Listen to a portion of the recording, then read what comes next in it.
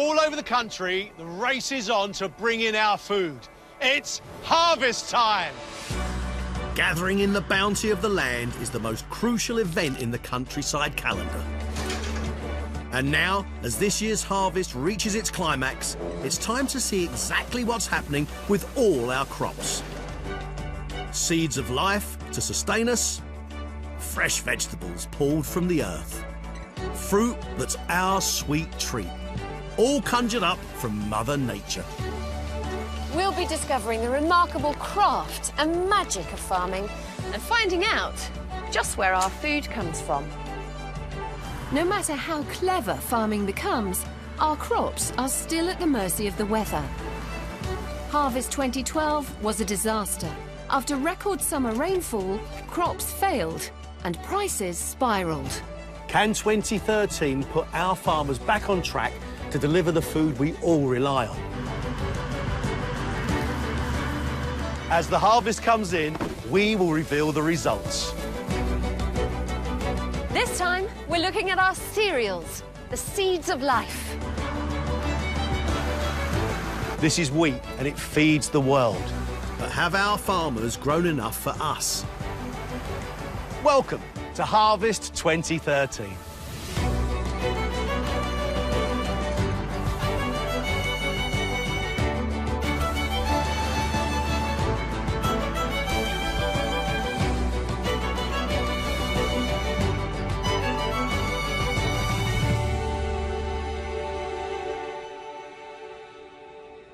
We are in the last flush of summer. And harvest is happening all around us. I'm Gregg Wallace, greengrocer by trade. This is by far my favourite season of the year. No better time to explore the business behind getting great food on our plates. And I'm Philippa Forrester. I'm particularly interested in the quality of the food that we buy. But also because I've grown my own for so many years, I'm fascinated by how these guys do it on such a massive scale. We're here at a classic arable farm in Essex. For a year, we've been following the wheat crop from planting right through to harvest. And right now, we're going to see what it takes to bring in these crucial grains to give us our daily bread. We'll also find out about other valuable cereal crops across the country. Rapeseed is famous for its striking yellow flowers. But what are the secrets of its tiny dark seeds? How are golden fields of barley and their precious grains turned into whiskey? And food expert Stephen Gates will unpack the science behind how our crops are grown. Out there somewhere is our farmer working non-stop to get his crop in. Let's go and meet Tom. On a day when the sun's shining, there's no better place to be, and I never struggle to find the motivation to get out of bed. Tom Bradshaw took a bold decision when he started to run the family farm. He gambled its future, selling the livestock to risk everything on growing crops. You just can't imagine. If somebody had said 20 years ago this is what we'd be doing now, there's not a chance he'd have believed them. To secure the family's future, Tom turned to growing wheat and mixed grains. Success rested on the quality of their soil, so Tom dug deep into the science. I applied for a scholarship and got an opportunity to research what was happening in our soils, and then I went off around the world and saw hundreds of different farmers and learned a huge amount. Everything we eat comes from the soil. Without a really healthy living soil system, then we can't produce the food which we are relying on to survive. It is the centre of life on Earth, really. We want to be the people in the area that are recognised for doing the job better than anybody else. Everyone is sort of buzzing towards the start of harvest and really looking forward to the results of the hard work from the previous year.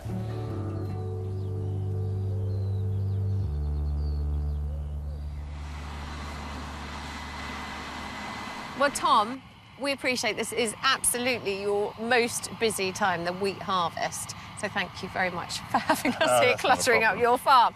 How's it going? Well, we're in the beginning of the harvest here on this farm. and we're waiting to see what the quality and what the quantity is like. So it's really early days because we can look at the grain and it looks okay, but until we have it tested, we don't know what it's going to be used for. And if it doesn't meet the grade, if it's not high enough protein, then actually what ends up is this goes to chickens or pigs, and it's worth a lot less as animal feed than it is as bread wheat. We didn't have a very good spring, did we? We had a really cold spring. Did that affect? We had a disastrous last year. We had the wettest year on record, and it was just awful. But more importantly than that, we didn't have any sunshine, and crops just cannot grow without sunshine. But it means that this harvest is actually really important. This harvest is critical for many farmers because large parts of the country had a terrible year last year, and then we've had a really challenging autumn. Some farmers are desperately trying to keep the wolf from the door, and what we need to know now is A, what the yields are, B, what the quality is, and C, what the price is. Are we going to have wheat good enough here to bake some really good bread? Let's hope so. Fingers crossed for some blue skies. So this harvest is all about wheat. But how did wheat become so fundamental to our diet? Meet the wheat. Some 10,000 years ago, wild strains of this grass cultivated in the Middle East gave birth to farming. Hidden in the wheat head are the tiny grains we eat.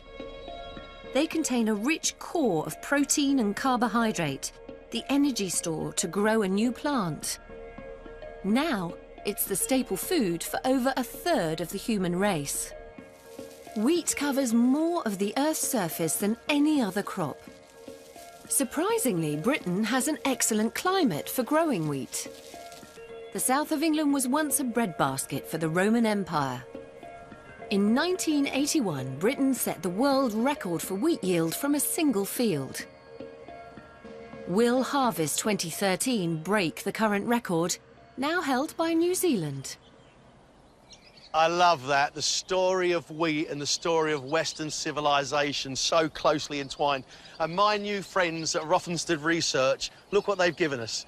10,000 years of wheat history. And that wheat history, well, that's our history. And the one that fascinates me the most is this one here. At the point where we stopped being hunter-gatherers and we started being farmers, this is what we would have grown.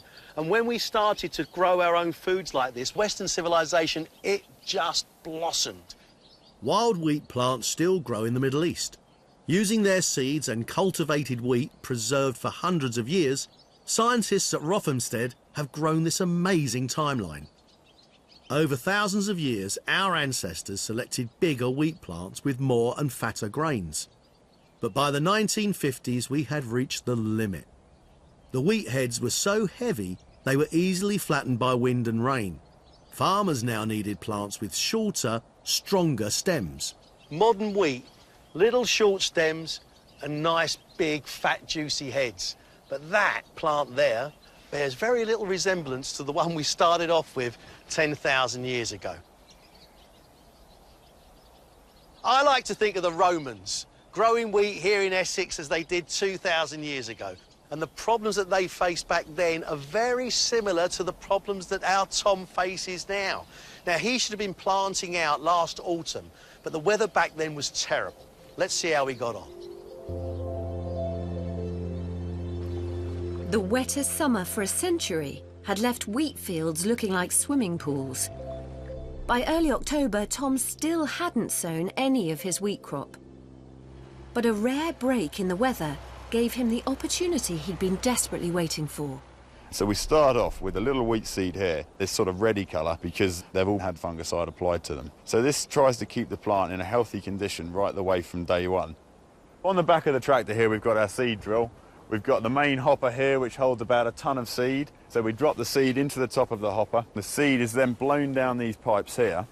And as it comes down these pipes, the tine at the front here makes a groove, and the seed is then dropped out in the trench behind the tine, and then behind that we've got a levelling harrow which just levels everything off and makes sure that the seed is all buried. This is one of the most important days in the crop's life. If this goes wrong at this stage, then really there's nothing we can do for the rest of the season. Making the most of the decent weather, and with the success of his 2013 harvest at stake, Tom started his seeds on the beginning of their remarkable journey.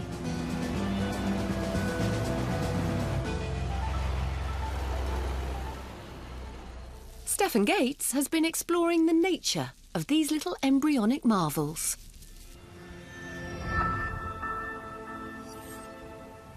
Seeds are nature's way of ensuring that plants survive into the next generation. But what exactly is a seed? Seeds come in lots of different shapes and sizes, but within every single one of them, new life has already been created. This is a broad bean pod. If I open it up, you find these. Now, these beans are all actually little seeds. If I cut open the protective coating and take a little look inside. This little bit up here is the embryo. It contains all of the genetic information the seed needs to become an adult plant. All the rest of the bean is the endosperm. It's like a package of energy to support it on the first stage of its journey.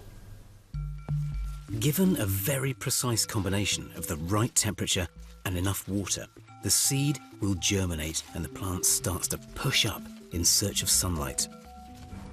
Each bean contains about 1 calorie, the energy it requires to reach the surface. Under optimum conditions, it can grow at a staggering rate of 3 centimetres a day. It's the energy in the seeds that we're after. In wheat, it's stored as carbohydrate. These dark brown rapeseeds contain edible oil, and that's their energy store, concentrated inside a tiny package, even smaller than wheat. Take a handful of seeds to a desert island and you should be able to feed yourself forevermore. Because all that's needed to start growing something this tiny into something this huge is water, warmth, and sunlight.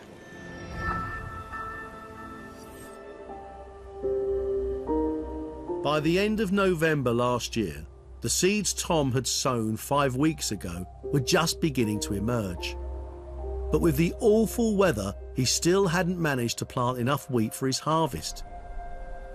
By the big freeze in January, he was seriously worried. We've had tons of rain falling on this field. People think about millimetres and inches, but every raindrop that's fallen on this field over the size we've got here is tons of rain.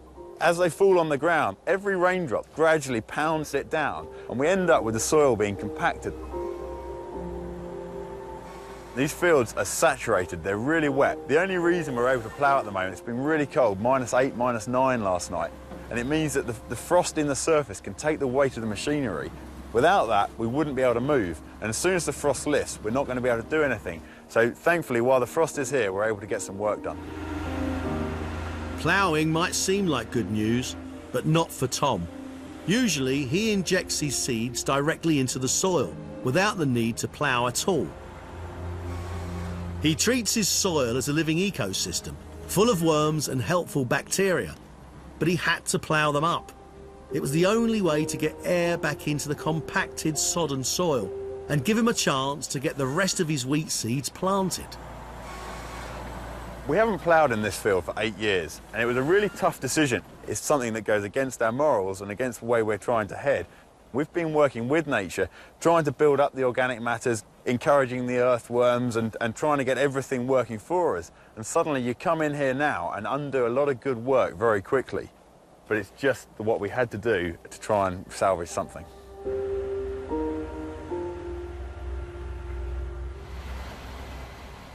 So, Tom, I can kind of understand being passionate about soil as a gardener, and we're told all different ways of managing it. You know, 1 minute you're meant to dig deep, 1 minute you're not meant to dig at all, but I never really thought about it in relation to farming.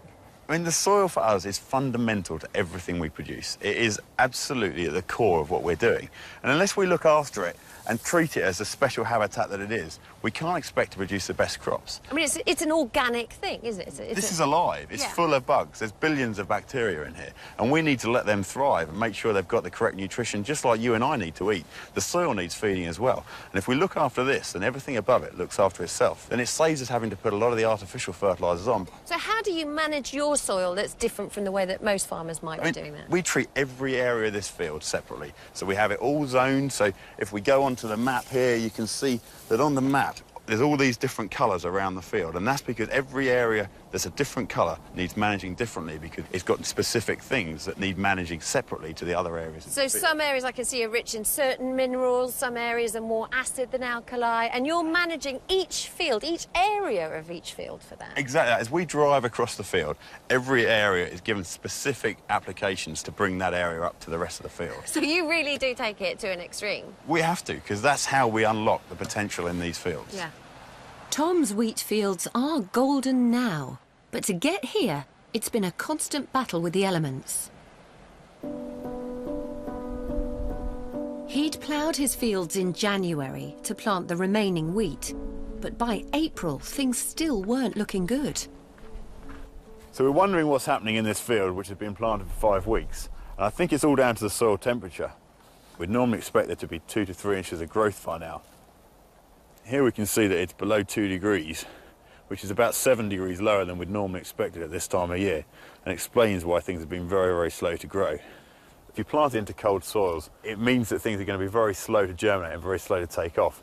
Once we start digging, you can just begin to see the shoots which have come up from the seeds and are just about to break the surface. Now when it does warm up, hopefully it'll grow very quickly, and within a few weeks it should be a lovely lush green field. After an exceptionally chilly start to the spring, green shoots of hope finally started to appear. But they were much later than usual.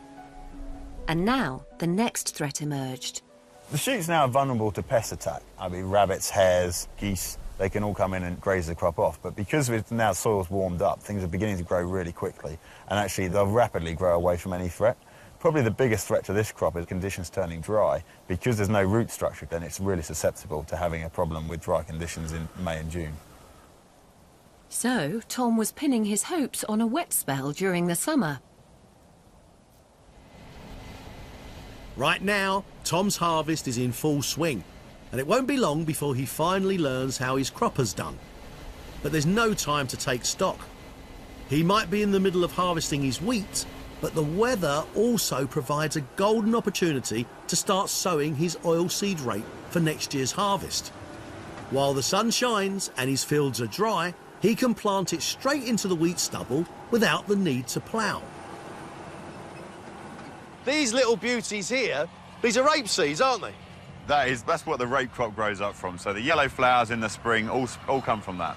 Are they supposed to be bright purple? No, when we harvest them, they're black, but that's just a treatment to stop the insects and stuff eating the crop, so we don't have to spray anything on it. Forgive me, Tom, but you haven't even finished harvesting the wheat yet, and you're thinking about another harvest for next year. I mean, it's all about logistics, and the more we can get on at this time of year, the better the prospects are for next year. Is that right? And that is your dad working on there, isn't it? It is, yeah. Did you flip a coin to who was going to drive the tractor and who was going to talk to me? He prefers to be on the tractor and out of the limelight. Well, you probably don't recognise the seeds, but you definitely would recognise the crop. It's what turns our fields that bright, beautiful yellow. In spring, our countryside is transformed by a sunburst of yellow. Oilseed rape in bloom. British production of this relative of the cabbage has doubled in the past 10 years, and it's all because of a rich secret at the heart of its flowers.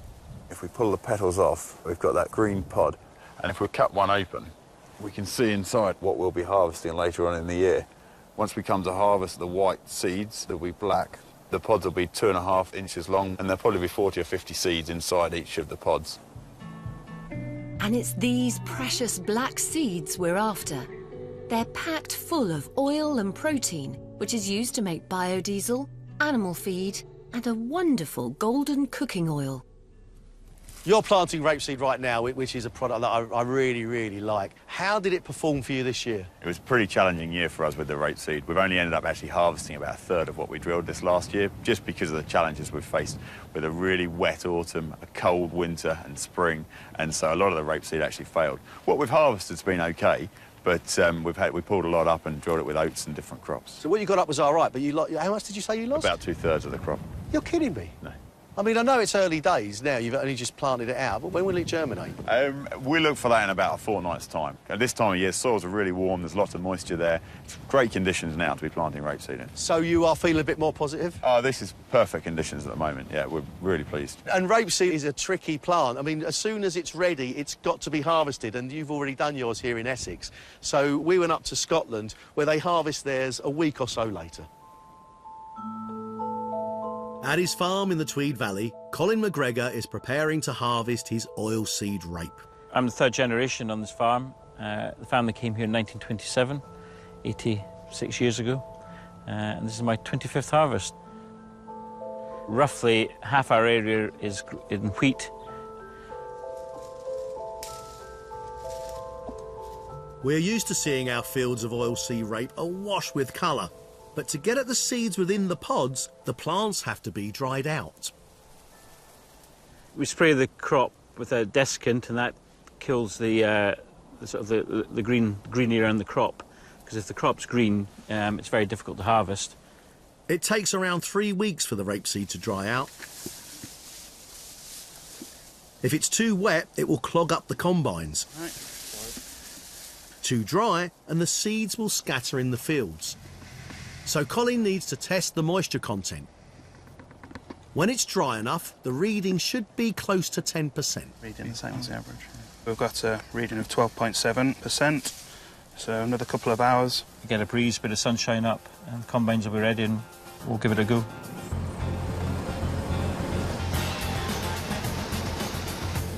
How long is it going to take to be dry enough to combine?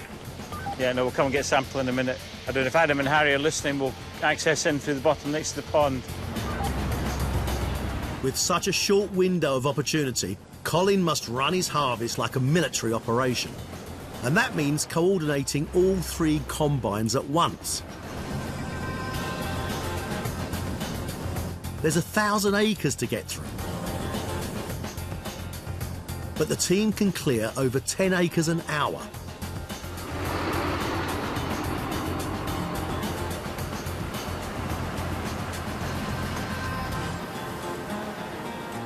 I love the pressure of being busy, and when it all stops in a few weeks' time, then I'm sort of wondering what to do. And there you are, the finished article, rapeseed oil. I'm a huge fan. So from this lovely black stuff to that. And I'll tell you why I'm a massive fan. It's because it's a local product and it's actually healthier than olive oil. Is it really? It's got much less saturated fat, and it fries at a really high temperature. So those are people who like fried food, like me. Yeah. This is healthier to fry with, and it's local, and I love it. So I've used it for cooking, but I've never... I mean, this is cold pressed, This is isn't it? cold pressed. This is the finest stuff. You can cook with this, but you could also use this for salad dressings. Yeah, I've never done anything like that. Look at the different variation in colours. So is that like olive oil, where you've got a stronger taste and a milder taste? No. No, no, no, no. But they will taste different, but that's just because of where they were grown, not because of the colour. That's right. OK. That's absolutely right. So, Yeah, look, I've never tasted it like this before. you've always used it for cooking. Yeah. Do you want to start with the light one? Yeah. Tell me what you taste. Light. I do taste light. It's very light. Very light. It Not doesn't- much flavour. Doesn't feel oily. Maybe a little floral. Yeah? Look at this one, look. Try this one. Because the darkness doesn't make it stronger. It makes It's it a different. Yeah. That's really nice. Yeah. I get nuts there. That's completely different again. And a little bit of citrus. And we know that this is a really important crop for farmers like Tom. Yeah. But for Tom at the minute, the wheat is taking all his time and concentration, because harvesting that wheat is a round-the-clock operation. After last year's washout, Tom's making the most of every dry moment, when the sun shines and when it doesn't. With the weather being so good right now, they're harvesting night and day. But what will the wheat quality be like? That worry's been keeping Tom awake since the start of the summer.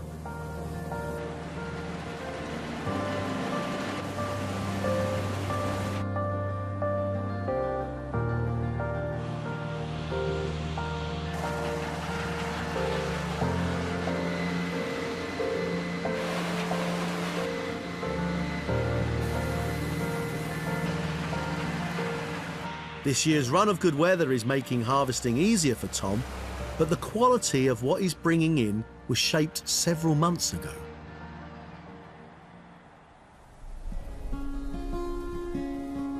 Back in early June, Tom's wheat was still green. It was a crucial time for the plant's health, so I paid a visit.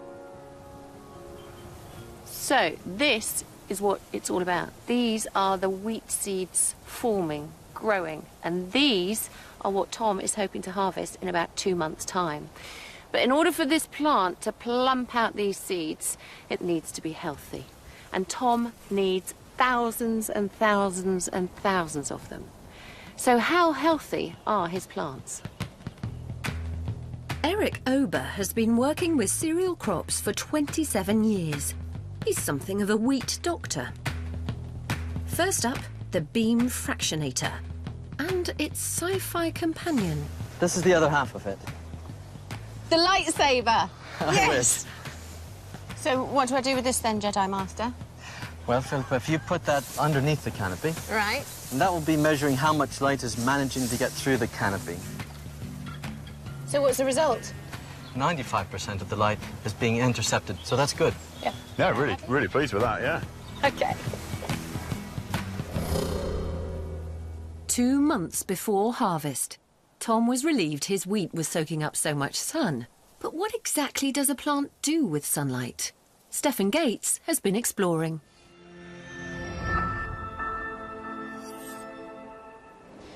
In order to grow, all plants have to pull off the same incredible trick.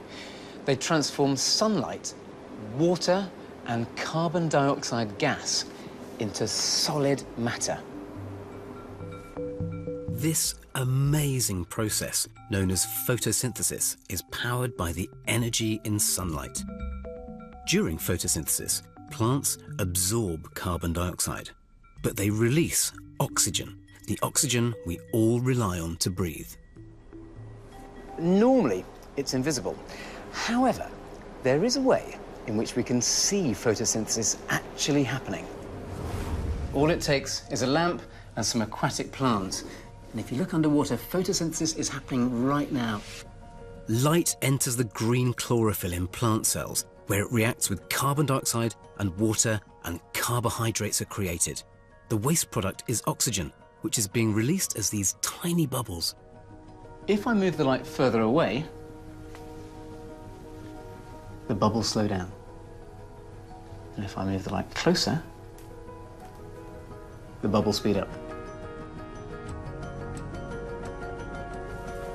Using photosynthesis, crops convert the sun's energy into energy stored in their grains.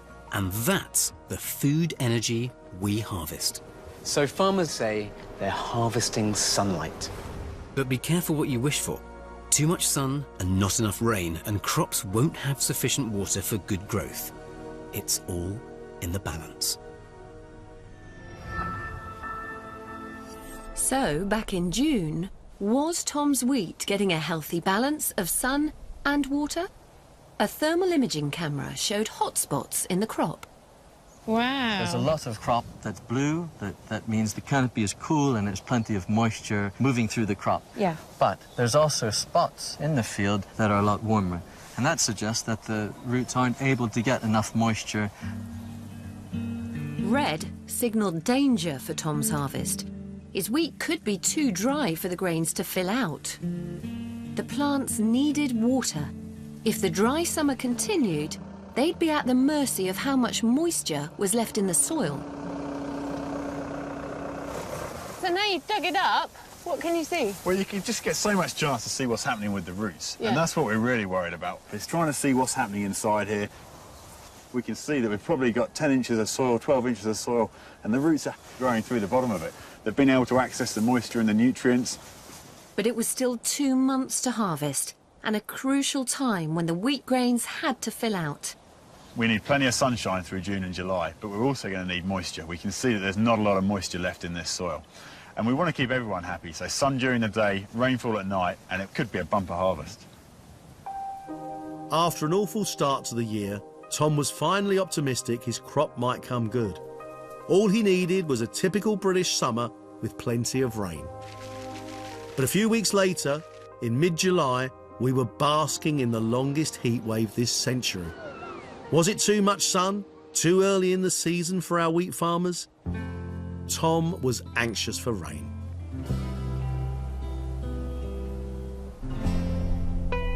Yesterday we went over 30 degrees, hottest day of the year. We've had plenty of sunshine, but we haven't had enough moisture, and the crops in the field are now really beginning to struggle. It's just too hot for the plant. The plant on the left was taken from some really good soil that can store moisture. This one on the right was taken from the gravel soils, where it's not able to store the same amount of moisture. And you can see the colour difference, with these being a sort of light green or strawy colour compared to the dark green colour on this side. So these ones, which are visibly still green, have still got lots of moisture inside them. And as we squeeze them, you should be able to see that there's still lots of moisture, and they're sort of only at a milky ripe stage. This is from the area of the field which is dying down, where the lack of moisture and the extreme heat from the sun is causing it to die early. And you can just see as we squeeze it, generally there's a lot less moisture. We refer to this one as dying off because it's prematurely ripening, whereas this one is still thriving and still able to photosynthesize through the green leaves. So we're seeing the yields curtailed by this real heat and dry weather, and it's all down to not having enough rainfall. So it's going to be having a major, major impact nationwide.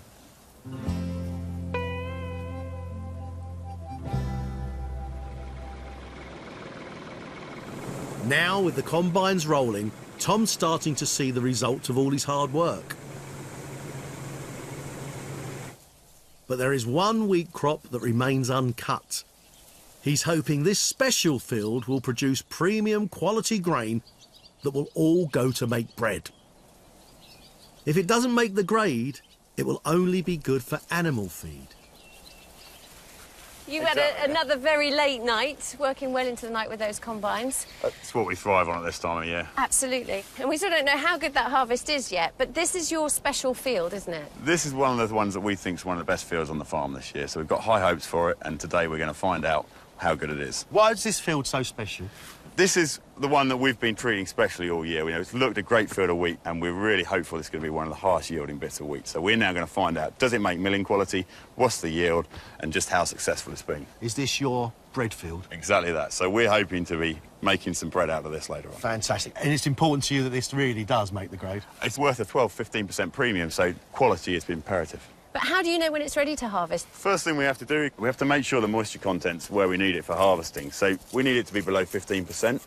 And what we've got here is we just need to rub some grains out so that we can mill them down. And then just put it into the moisture meter, which is just like a coffee grinder. So then when we press the magic button, we're now at 15%. With the sunshine, this will be fit to go. It's only now, after nearly a year of worry, that Tom will finally discover the quality of his crop. What impact has the heat wave had on his special field? So, Tom, that lack of rain, that lack of moisture, what's that going to do to the crop we're almost about to harvest? It just means that the grains aren't going to be as big as they could have been, and I'm sure we've lost some yield from not having enough moisture. OK, well, we're about to find out. Well, if you're going to harvest, you're going to need one of these. Look at Look at that beastie. It is a mega machine. The scale of it's amazing. I'm scared to ask. What's the cost for one of these babies? You're looking at around £250,000 investment. It's huge. It is, but you have to think, in the field we're about to harvest, there's probably over £50,000 worth of produce that we're harvesting. So they're bringing a massive value in the day as well. So big investment, but hopefully a lot to harvest. But then what's interesting is that you're replacing hundreds of workers. I mean, in the olden days, the whole community used to get involved, didn't they? And the whole village was involved with harvest, weren't Yeah, they? And that's where the Harvest Festival came from. Yeah. So we went to meet a good friend of Tom's, actually, Guy Smith, who does hanker after those good old days a bit. Farming was once a labour-intensive business, but in the last 100 years, around 1 million jobs have been lost. Now there's a farmer who wants to celebrate the effort of those lost workers. In August, we visited Guy Smith, who offered to help us relive the people-powered harvest of the past. So this was the workforce that your dad had on the farm. How many people were there? And how does that compare to your workforce now? Well, when Dad took over the farm in '53, the year he got married, he had 60 blokes and 40 horses. And today I've got 2 blokes and 3 tractors. That's a big change. In one generation? Yeah, I've seen a lot of changes in my time, and he saw a lot of changes in his time. In those days, they weren't doing all the harvest by hand, but you can see that they've got the pitchforks, and that's what they were shifting the bales and the straw with. You actually personally feel a real link into the past, don't you? Yeah, I do. When I see my dad there with all his blokes, yeah. You're right. When you're a farmer's son of a farmer's son of a farmer's son, you recognise that in farming there's a sort of a thread of continuity in your life that goes back through many years, the landscape, the crops you grow. You know, you should be proud of where you come from, proud of your roots, be aware of the past, be aware of tradition. To celebrate this long farming tradition, Guy wants to experience the harvest of yesteryear. He's put together an old-style reaping gang. Champion scyther Simon de Mant knows how it was done. Use the point to gather up so you get a bigger handful. Like that? No, like this. Use the hook, push it in. Yeah, I'm with you. And guide it into there. Yeah. And then, so you've got a real good handful. A reaper could do 1/4 acre in a day. A day would be 10 hours. While they begin their toil, on the other side of the field, I'm keen to see how these teams were made redundant by the combines. Now, not surprisingly, I'm going to need a safety lesson before I get to drive it. I'm under the strict supervision of Nigel Honeyman. Everything will come to life. Including the telly? Including both tellies. We have one telly looking behind us and one telling us everything that we need to know about what's happening with the combine. Most of our controls are on this orange handle here. So this deals with motion. It deals with moving the cutter bar up and down. So how is it cutting so fast? We have this 25-foot knife section along the front. Yeah. That's cutting at approximately 1,300 cuts a minute.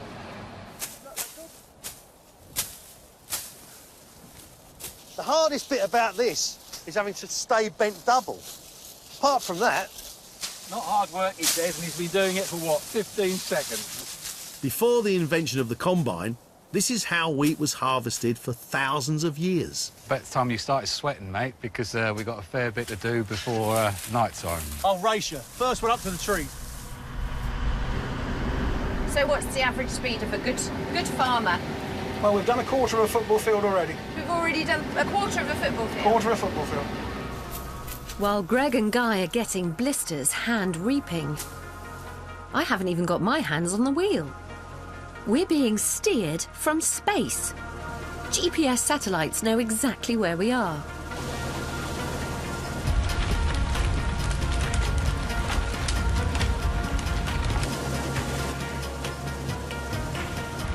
At full power, we can cut a ton of wheat a minute.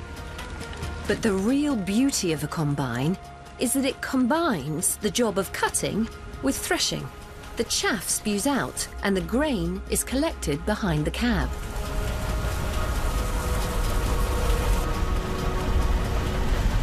When do I need to slow down then? You've got to double tap the R button as soon as the last bit of the standing wheat is done. Tell me when, tell me when, tell me when. Now! That's it, and you can stop now. I have to stop.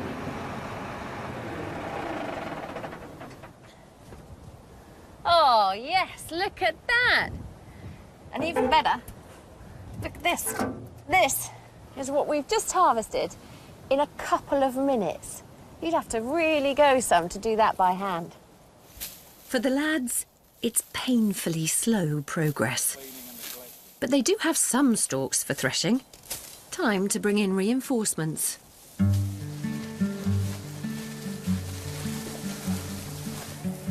Back in the day, women and children were a vital part of the wheat harvest. Once you've cut it, you've then got to separate the ear from the stem. And it's what these guys are attempting to do.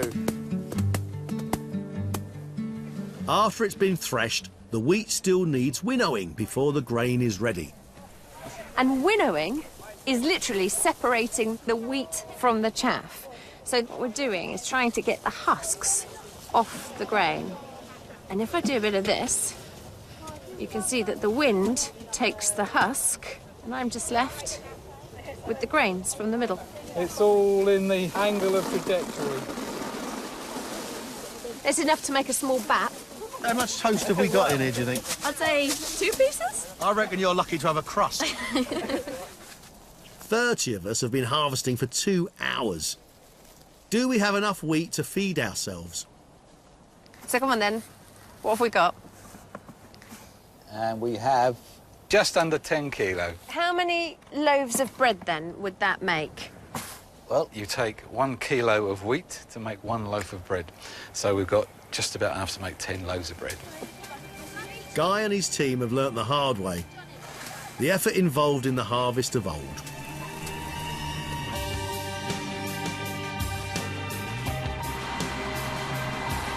Back on Tom's farm, I'm with combine operator Ollie, bringing in the wheat that we hope will make the grade for bread flour. Gregg's in the tractor, ready to collect our first load of grain. And now if you let go of the steering wheel.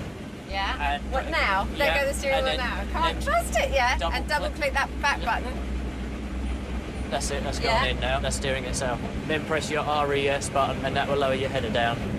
Still can't get used to no steering. At the end of the day, when you don't have to steer, you can really get the performance out of the machine.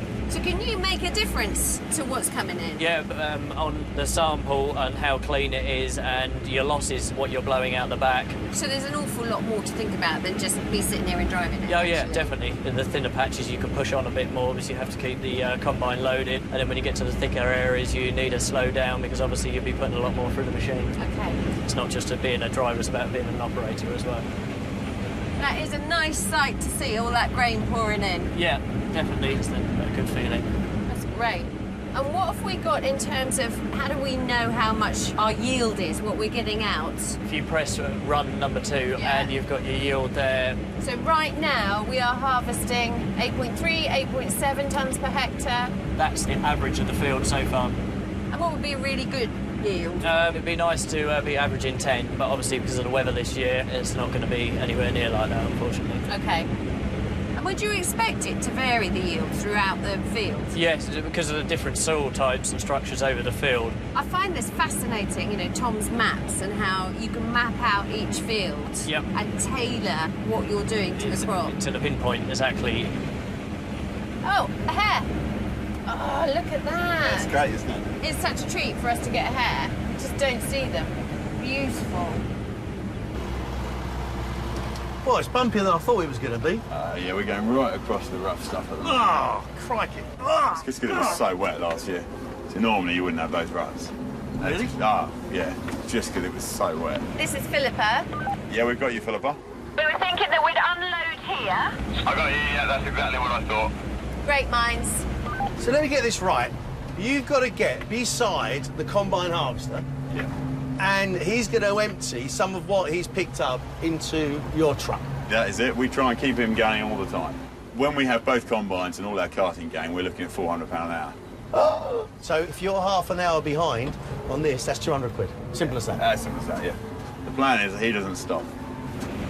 That's it, now you can let go of them. And then if you just slow down, Tom's coming behind us to unload.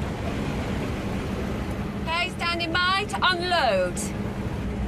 Say when? Yeah, as soon as he's underneath there. So he's in position. Yeah, just press that so one. Press unload. Yeah, just and out it will spew. Tom, try and drive in a straight line. It's a bit embarrassing if I get this wrong, won't it? Right, we're unloading, here we go. I pressed it, here it comes. Oh, look at that. There it is. That's extraordinary. That's fantastic. That is fantastic. I know you probably take it for granted now, but I think that's wonderful. It takes it out really fast, doesn't it? Oh yeah, that goes out. It's about 150 litres a second or something that goes out. It's got to be deeply satisfying at the end of all your hard work for the year watching that. Yeah, definitely. That's the year complete then when that's back in the shed. I get that. It's a good feeling. Oh, he stopped. So is that enough? Have we emptied him? That's all done. That was fantastic. That was fantastic.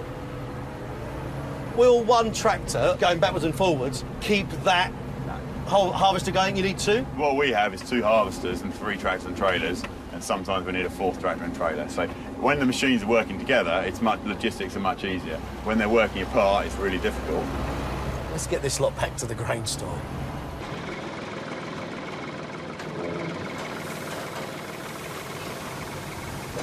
You get to play with some very big toys, don't you, mate? You know what, boys and their toys and all that sort of thing. Great big Tonka toys, aren't they?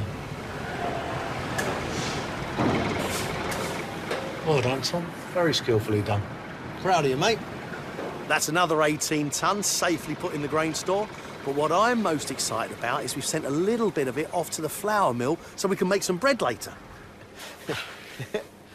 Now, that's a good sight, isn't it? I mean, does that give you a real sense of satisfaction? Yeah, suddenly you know it's safe once you've got it in the barn. This is what we work for. The whole year is spent trying to get this. I mean, forgive me, like a city boy like me, I mean, I know I like my food, but I'm ignorant of this. You can't just plant it out and leave it, can you? No, it takes a lot of nurturing through the year. I mean, we plant the seeds in the autumn, but then right the way through from the spring, we're in the field every 3 or 4 weeks doing different things to it. So we're putting treatments on it or fertiliser to make it grow and try and get the crop as good as it can be. What do you put on the crops, Tom? Everybody wants to know. We're putting on just basic plant food, nitrogen, phosphate and potassium, just simple minerals that they need to grow, but then also sprays to make sure they don't get any diseases. It's just simple things to keep them healthy. People are scared, though, of sprays and stuff, aren't they? It's a very emotive subject, but we can't feed the world organically.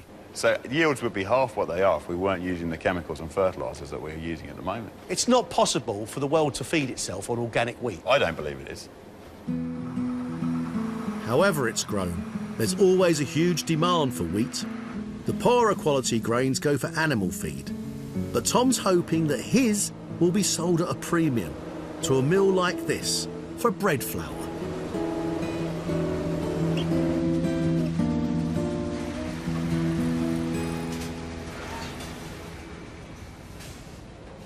Right now, grain analyst Joe Cavane is here to test Tom's wheat and see if his special field has made the grade. Do you have to do this with every batch? Every lorry load that goes into a mill, every lorry load that goes onto a ship. And what do you have to do with it to test it? First, I turn it into flour, and then we'll test its thickness of the actual dough.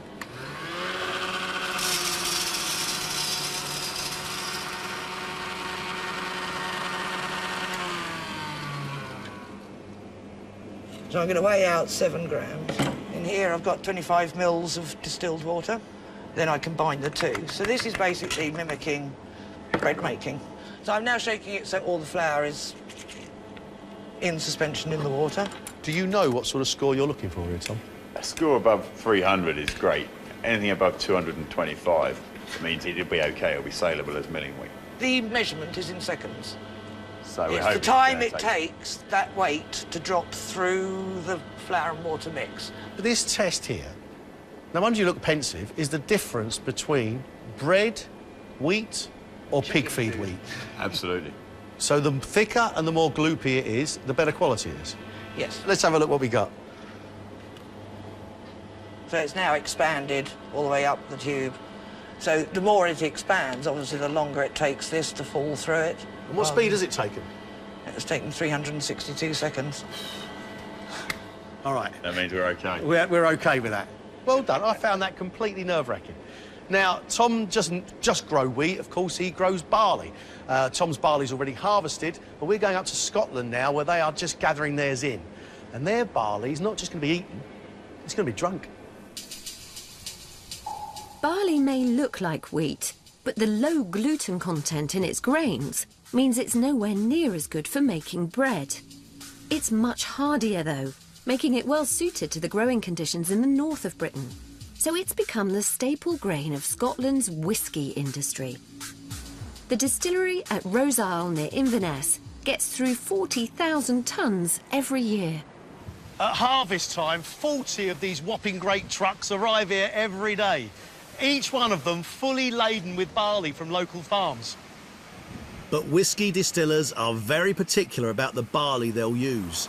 Only the very finest grains get through. All the barley on these trucks has already been quality tested. This is whisky-grade barley. But how on earth do you make a drink out of grains.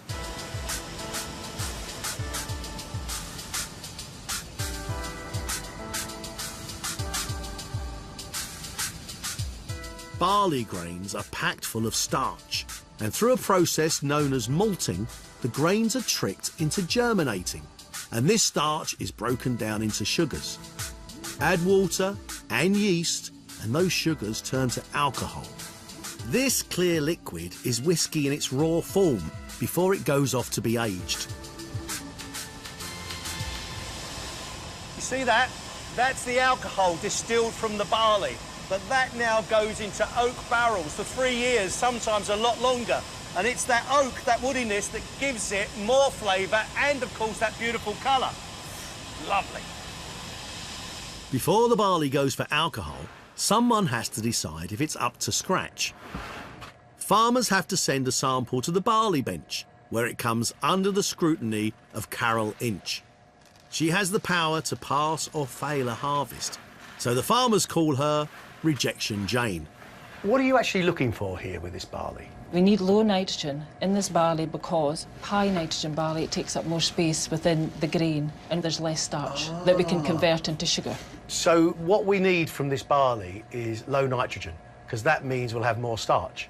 And more starch means more actual alcohol. Yep, that's right. Yep. Nitrogen helps plants grow. It's a key component of fertiliser. But barley farmers need to strike a delicate balance. Too little fertiliser and the crop won't grow as well, but add too much and the grains run the risk of being rejected. Nitrogen within the corns gives you a steely, slaty, grey kind of colour. So if it's all white, that's what we want. Yeah, if it's too grey, it's going steely, too much nitrogen. High nitrogen. We've got about 20, 30 grains there, and only one of them looks a bit steely. We can let that go, can't we? Yes, it'll be good. Well done, boys. You're in. The barley that passes the test becomes part of over 25 million bottles of whiskey produced at Rods Isle every year. Whiskey is very big business, and keeping the standards up is absolutely essential. And you know what? It all starts with sourcing the very best barley. Cheers. With Tom's grain all in and our flour back from the millers, I've come to meet Tom's mum. You all right, Tom's mum? Very well, thank you. I mean, this is the real test, isn't it? We're going to make bread out of it. See whether it rises and what it tastes like. This is really quite elastic, nice and cool, but I've got to say, it does feel slightly heavy. It's because it's wholemeal, so it will be a closer texture than a white loaf. Right, ready for the tins? Yes. Pop it in. Now we'll prove it on the Argo for about 40 minutes, and then it'll be ready to cook. Prove first and in the oven. Look at that. Bread straight from the wheat field.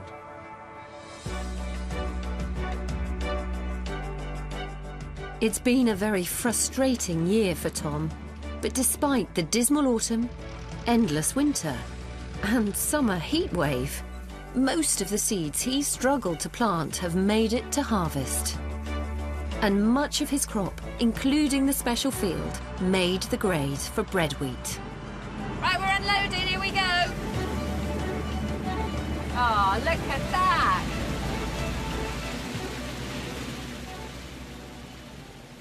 Hey. Hey, This is nice, isn't it? It's nice to sit down, eh? It is, yeah, end of a long day. And it might be a mechanised harvest, but what's been incredible for us is to watch how hard you work. It's incredible. But how have you done, mate? I mean, you know pretty much what your costs are. What about your return? Do you know what price you're going to get? I mean, some of our crops are already sold, so those ones we've got a really good idea. We know the yield as soon as the combine's gone through. So we've got a good idea where we're at, and unfortunately, it's been a really challenging year. Considering that, the things could be worse. But, you know, we had a really wet autumn followed by a really cold spell in March and then the really hot weather in June. So the culmination of that means it's not been an exceptional year, and we're pretty pleased to be getting something just below average. Head above water? Yeah, just about. That's a good place to be, yeah. Yeah, of course, it's not just our Tom here who's been battling against all sorts of conditions to bring in the harvest this year. Farmers all over the country have been doing exactly the same thing. So how have they got on? One of the big national issues for Harvest 2013 was planting. Compared to the average amount, farmers didn't get enough wheat seed in the ground. Sadly, wheat planting fell short by 20%. It was the same for rapeseed. The struggle to plant in the cold, wet autumn of 2012 got farmers off to a terrible start. What does that mean for wheat totals? The average is 15 million tonnes a year. In 2012, we grew only 13.3 million tonnes of wheat. But harvest 2013 is predicted to be even worse. 1 million tonnes less than last year's dismal result. We had better weather, but our farmers couldn't catch up from a poor beginning. But there's a glimmer of hope. More of our wheat this year should be good enough for flour. What about oilseed rape? Early growth in the wet was devastated by attacks from slugs and pigeons. The warm summer helped, but the crop's expected to be down nearly 10% on average. Harvest 2013 was bad for oilseed rape. Without wheat and oilseed rape, farmers desperately tried to make up by planting lots of barley. In 2012, we grew 5.5 million tonnes. What about barley this year? We predict a rise by more than a quarter. But on the whole, the hangover from last year's washout has given cereal farmers a big headache in harvest 2013. That news doesn't paint the brightest of pictures, does it, Tom? Trouble is, this year, we've known that all along it hasn't going to be the best year. But around the world, we're having a massive global harvest. The UK is having a small harvest. That means our prices are down because of the world supply. But in the UK, we haven't had that great year. But isn't that a double bad whammy? Doesn't that... Exactly that. That is the sum of it. We don't have as much to sell, and it's at a lower price. So there's just not the gross income that there would have been otherwise. So what's going to happen is we're going to import a lot more, and your price is going to go down, right? We're going to be net importers in the UK for the second year running, and we haven't imported wheat on that scale for like decades. Is that right? We've always been wheat self-sufficient? Well, for years we have, Gregg, yeah. I never knew that. Yeah, talking about self-sufficiency, oh my, it's heavy. Is this your bread? Oh, I can't lift it. Shut up, this is as light as a feather. bit of good news here. Can I show you this? And this has never happened to me before, and this I think is wonderful. That is a beautiful loaf of bread. Stick your nose all over it. Once you get this, you'll want to stick your nose in it. And you know where this comes from? This comes from this land we're sitting on. And that's the first time I've ever had a chance to eat bread. Is that right? I'm saying what, that's really brought that home to me. I think that is absolutely fantastic. The turnaround is really fast, and actually, it does smell. Cut it. Lovely. Bit of bread and cheese, Tom. I think you've earned it. Bread, cheese, and beer. Are you proud, Tom? Because I'm proud. That's a lovely loaf. This is a great moment, actually, being able to eat something that you've produced, and we only harvested that this morning. They are big lumps of cheddar. That is good bread, though. That is a really light but earthy and filling loaf. I feel as one with this field now. You know that. We take it for granted. When you're walking around the countryside, you don't realise what it's used for. You don't link the two together, and this is an opportunity to really just make that link. Well, Tom, thank you very much for having us here. No, it's been really enjoyable. We've learned so much. Now, if you'd like to learn more, you can. bbc.co.uk/harvest, and there's a leaflet available which is full of information, and I suspect that there are some recipes there. Not just recipes, there's some fantastic recipes and ways that you can find out how to use our British harvest. And also, there's information on there that you can find harvest events near you. Maybe as good as this. Well done, son. Thanks, Tom. Yeah. Cut us another bit. Go on. Next time, a sweet treat. What are the secrets of growing perfect fruit? And how have our fruit farmers done this year? Join us tomorrow at 9.